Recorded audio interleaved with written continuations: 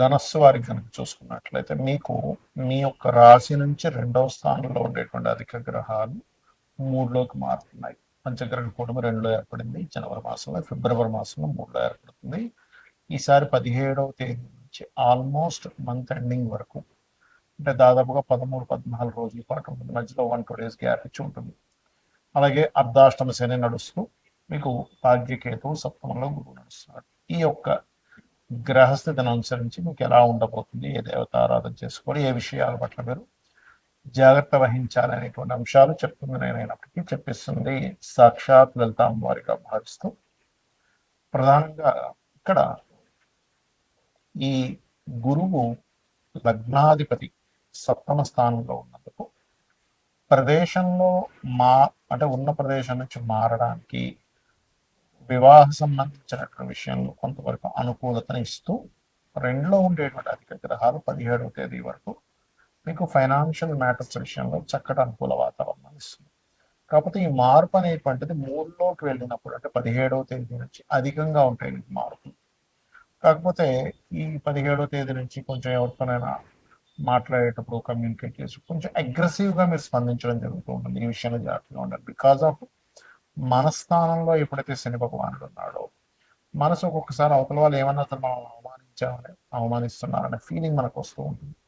కాబట్టి ఈ 4లో శని ఉన్నందుకు మీరు ఏదైనా అంటే ఎక్కువగా మనసుకు తీసుకోకుండా, ఎమోషన్స్కి ఎక్కువ గురవకుండా ఉండాలి ప్రధానంగా. అట్లాగే మీ యొక్క సంతానం కూడా ఉన్న ప్రదేశం నుంచి వేరే ప్రాంతానికి వెళ్ళడం, మరియు కొంత క్రియేటివ్ రిలేటెడ్ మూలంగా ఈ నెల 17వ తేదీ లోపల కొంతవరకు క్రియేటివ్ రిలేటెడ్ మూలంగా కూడా దాని యోగాలు రావడం అనేది చూపిస్తుంది. కాకపోతే భాగ్యస్థానంలో కేతు ఉన్నందుకు కొంచెం తండ్రి తరపు వారు, లేకపోతే బ్యాంకింగ్ సెక్టార్స్ విషయంలో కొంత స్ట్రెస్ అది ఉన్నప్పటికీ, వారి నుంచి కానీ బ్యాంకింగ్ నుంచి కానీ పుణ్యక్షేత్ర దర్శనాలు చేసుకోవడం వల్ల అది చాలా మటుకు క్లియర్ అవుతుంది. ఇక ఉద్యోగ సంబంధించిన విషయాల్లో 17వ తేదీ తర్వాత నుంచి కొన్ని మార్పులు చేర్పులు చూపిస్తున్నాయి. మరియు వివాహ సంబంధాలు అయితే కుదురుతాయి, అందులో ఎటువంటి సందేహం లేదు. మీరు నిత్యము చేయవలసింది మాత్రం లక్ష్మీ నరసింహస్వామి యొక్క ఆరాధన చేయండి, అన్ని విధాలు బాగుంటాయి. చాలా మంది గోచార ఫలితాలతో పాటు జన్మజాతకం చూపించుకుంటే అసలు ఎటువంటి విషయాలు తెలుస్తాయని నన్ను చాలా మంది అడుగుతున్నారు. దానికి నేను మీకు ఒక క్లారిటీ ఇస్తాను. మొట్టమొదటిగా మనకి జన్మజాతకం అనేటువంటిది ఇలా ఏర్పడుతుంది. మనము పూర్వజన్మలో చేసిన కర్మలు, ఈ జన్మలో చేస్తున్నటువంటి కొన్ని నిర్ణయాల మూలంగా కూడా మనకి గ్రహాల యొక్క అనుకూలత ప్రతికూలత అనేటువంటిది లభిస్తుంది. గుర్తుపెట్టు. అయితే 90% ఆఫ్ పూర్వజన్మలో, ఒక 10-15% మనకి ఈ జన్మలో చేసేటువంటి ధర్మబద్ధంగా ఉండడం జరుగుతుంది. అయితే ఇక్కడ ఏ గ్రహం బలంగా ఉంది, ఏ గ్రహం బలహీనంగా ఉంది, ఏ భావం బలంగా ఉంది, ఏ భావం బలహీనంగా ఉంది, ఏ భావం ఏ విషయాన్ని చెప్తుందని చెప్పేది జ్యోతిషాస్త్రం. అంటే దీనివల్ల మనకేమిటి అంటే, చూడండి, మన బాడీలో, మన శరీరంలో ఫలానా వైటమిన్స్ తగ్గాయి అని తెలుసుకున్నాక ఏం చేస్తాం? వైటమిన్స్కి కోసం సమ్ టాబ్లెట్స్ తీసుకోవడం, పిల్స్ తీసుకోవడము, లేకపోతే ఫలానా ఫుడ్ తీసుకోవడము, ఫలానా ఫుడ్ ఆపడము చేస్తూ ఉంటాం కదా. ఎందుకు? శరీరం బాగుంటుంది. అలాగే మన జన్మజాతకంలో ఉండేటువంటి యోగాలను పరిశీలన చేసి ఏ భావం బలంగా ఉంది, బలహీనంగా ఉంది. ఉదాహరణకి వాళ్ళు శారీరకంగా బలహీనంగా ఉన్నారు అంటే లగ్న భావం బలహీనంగా ఉందని అర్థం. అప్పుడేంటి? ఆ లగ్న భావాన్ని స్ట్రాంగ్ చేయడానికి లగ్నాధిపతి ఎక్కడున్నాడని తెలుసుకుని దానికి సంబంధించిన దానాలు ఇవ్వడము, దానికి సంబంధించిన ఫుడ్ తీసుకోవడం చేస్తూ ఉంటాం. అలాగే ధనం ఎంత మనం ప్రయత్నం చేస్తున్నా ఇవాళ రేపు సొసైటీలో ఇబ్బంది పడుతుంది ఏదైనా ఉంటే ధనం కోసమే ముఖ్యంగా. దాని తర్వాత రుణరోగ శత్రువుల కోసం ఇబ్బంది పడుతూ ఉంటారు. అయితే ఇక్కడ ఈ ధనాధిపతి ఎక్కడున్నాడు అనేది ముఖ్యంగా తెలుసుకోగలగాలి. ధనాధిపతి కనుక బాగున్నట్లయితే, చాలా మంది చూడండి పెద్దగా ఏం చదువుకోలేదండి, కానీ ఏంటో ఆటోమేటిక్ డబ్బులు వచ్చేస్తున్నాయి ఆయనకి, ఆ వ్యాపారం పెట్టాడు, ఈ వ్యాపారం పెట్టాడు అంటుంటారు. అంటే చదువుతో సంబంధం లేకుండా ధనం వస్తూ ఉంటుంది కొంతమంది. మరి కొంతమందికి అసలు ఆయన పెద్ద పని చేసే అవసరం లేదు. ముత్తాతలు రకరకాల ప్రాపర్టీస్ కొని ఉంటారు, వాటి రెంట్స్ వస్తూ ఉంటాయి. ఏమిట్రా ఇది అనిపిస్తుంది. అదంతా పూర్వజన్మ కర్మ. అయితే ప్రతి మనిషి కూడా వాళ్ళ రెండవ అధిపతి ఎలా ఉన్నాడో చూసుకోవాలి. రెండవ స్థానాధిపతి కనుక బలహీనంగా ఉంటే వాళ్ళు ఎన్ని ప్రయత్నాలు చేస్తున్నా ధన విషయంలో పాపం వెనకబడుతూనే ఉంటారు. ఆ ఒక్క చిన్న లిటిగేషన్, అంటే చిన్న ఎగ్జాంపుల్ చెప్తా చూడండి. ఒక వ్యక్తికి ఇక్కడ క్లాట్ ఏర్పడింది అనుకుందాం.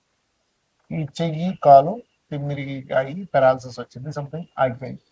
మీరు దీనికి మీరు ఎంత చేస్తున్నా సరే మీకు సెట్ కాదు అంత ఈజీగా. క్లాట్ ఎక్కడ ఏర్పడిందో అది కరగాలి.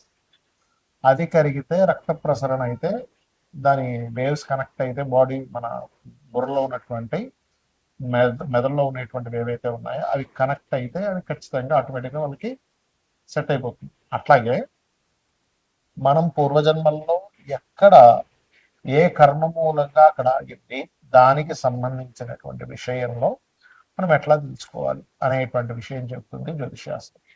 కాబట్టి మీ ధనాధిపతి ఎవరు, ఆ రూపంలో మీరు కనుక చిన్నప్పుడు చదువుకోవడము, దానికి సంబంధించిన వర్క్స్ నేర్చుకోవడం ద్వారా బాగుంటుంది.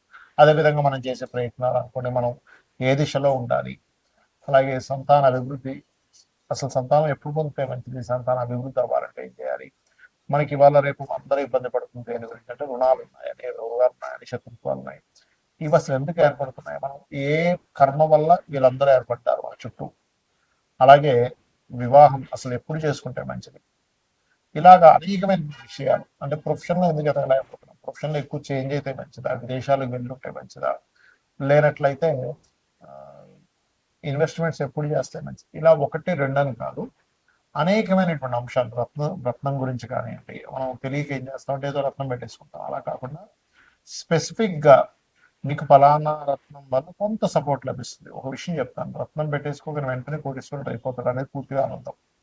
కొంత మీకు సపోర్టివ్గా ఉంటుంది. ఎలా అంటే ఒక మనిషి చూడండి, డిప్రెషన్లో ఉన్నప్పుడు ఒక ఫ్రెండ్ వచ్చే ఎందుకు ఏమవుతుంది ఇంకా అని ఒక చిన్న ఒక మాట మనకు తెలియని ఒక గుండె ధైర్యాన్ని ఎలా ఇస్తుందో, సేమ్ యాజ్ ఇట్ ఈజ్ మీరు ఏదైతే రత్నాన్ని ధరిస్తారో ఆ రత్నము కూడా మీరు ఏదైతే స్పెసిఫిక్గా ఫలానా గ్రహం బాగుంది అన్నప్పుడే ధరించాలి. అదర్వైజ్ మీరు రత్నం అవాయిడ్ చేసేసి చక్కగా రుద్రాక్షం లేకపోతే మీ ఇష్టదైవం యొక్క రూపైనా ధరించవచ్చు. అలా అసలు మీరు రెగ్యులర్గా చేసేటువంటి పూజలో ఏ దేవతని ప్రత్యేకంగా మీరు కనుక పూజించినట్లయితే మీ పూర్వజన్మ కర్మలు తగ్గుతాయి అనేటువంటిది. సరే జాతకం లేదు, అప్పుడు ఏం చేయాలి, ఫైనాన్షియల్ గ్రోత్ కావాలి అనుకుంటున్నారు, ఓం సంపత్కరి సమారూఢ సింధుర ప్రజ సేవితాయ నమ, లేదా ఓం ధర్మాధ్యక్ష ధనాధ్యక్ష ధనధాన్య వివర్ధని నమ చేసుకోండి. అలా కాదు అప్పులు ఉన్నాయి, ఓం అపర్ణాయ నమ చేసుకోండి. లేదండి నాకు ఉద్యోగ సంబంధించిన విషయంలో ఇబ్బంది ఉంది, ఓం మాణిక్య మకుటాకార జానుద్వయ విరాజితాయ నమ. అలా కాదు ఎంత సంపాదిస్తున్నా లేకపోతే ఏం చేస్తున్నా నాకు హ్యాపీనెస్ లేదు, లేదా బిజినెస్ ఇంప్రూవ్మెంట్స్ అవ్వట్లేదు అనుకునేటువంటి వారు ఓం ఇంద్రగోప పరిక్షిప్త స్మరతోనా భజంగికాయే నమ అని మంత్రం చేసుకోండి. ఇలా ఒకటి రెండని కాదు, మీరు ఏదైతే అనుకుంటారో ఆ సంకల్పం మనసులో, అంటే మీరు పలానా ఉద్యోగం రావట్లేదు, ఓకే వివాహమే అనుకోండి, ఓం కామేశబద్ధ మాంగళ్య సూత్ర శోభిత కందరాయ. అంటే ఇక్కడ ఏంటంటే చాలా మంది చేస్తున్న మిస్టేక్ ఏంటంటే ఆ సమయం వచ్చిందో లేదో జన్మజాతకంలో చూసుకోకుండా అది రావట్లేదు అది అవ్వట్లేదు అని బాధపడుతూ ఉన్నారు. అంటే ఎలా అంటే ఉదాహరణకి ఒక విత్తనం వేసి ఒక భూమిలో ఒక విత్తనం వేసాం, చెట్టు వస్తుంది, మొక్క మొలుస్తుంది వస్తుంది. మొలుస్తున్నప్పటి నుంచే మనం చూస్తూ ఏమిటి కదా ఇంకా పళ్ళు రావట్లేదు పుష్పాలు రావట్లేదు అంటే అట్లా. అదొక ఏజ్ వచ్చిన తర్వాత ఇన్ని సంవత్సరాలకి అది పుష్పాలు ఇస్తుంది లేకపోతే ఫలాలను ఇస్తుంది అనే ఒక నాలెడ్జ్ ఉందనుకోండి, అప్పుడు హ్యాపీగా 5 సంవత్సరాల తర్వాత వస్తుంది అని ఒక ఫిక్స్ అయి ఉంటుంది. కాబట్టి ప్రతి జాతకానికి కూడా ఎప్పుడు వివాహం అవ్వాలి, ఎప్పుడు చేసుకుంటే మంచిది, ఎప్పుడు ఇన్వెస్ట్మెంట్స్ చేయాలి, ఏ రంగాల్లోకి వెళ్తే మంచిది, ఎందుకు ధన సంబంధించిన ఇబ్బందులు వస్తున్నాయని ఒక క్లారిటీగా ఒక జ్యోతిలాగా వెలుగుని చూపించేది, ఒక దారిని చూపించేది జ్యోతిషాస్త్రం. కాబట్టి మీరు తెలుసుకొని అమ్మవారి అనుగ్రహంతో మీరు చక్కటి ఆయురారోగ్యాలను పొందుతారన్న స్ఫూర్తి కోరుకుంటూ శ్రీనాథ్